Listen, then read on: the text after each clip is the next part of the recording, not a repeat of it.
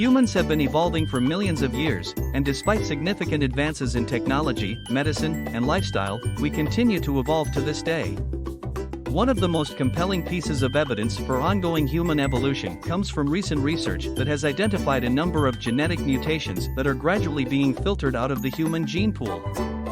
In a study published in the journal Nature Ecology and Evolution in 2019, researchers analyzed the genomes of over 200,000 people from around the world and identified over 8 million genetic mutations that have occurred since the divergence of humans and chimpanzees.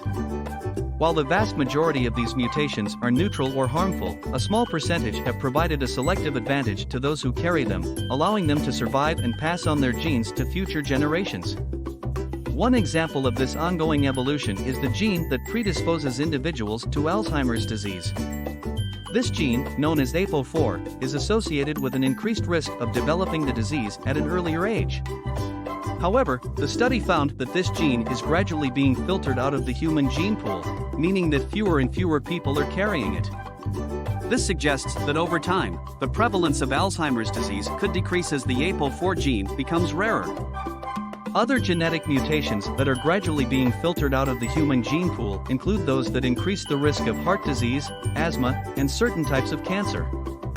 This suggests that our species is undergoing a process of natural selection, in which individuals with certain advantageous genetic mutations are more likely to survive and pass on their genes to future generations.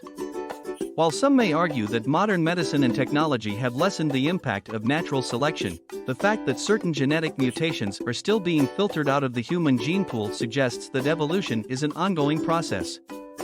However, it is important to note that this process occurs over thousands of years, and the changes are often too subtle to notice in a single lifetime.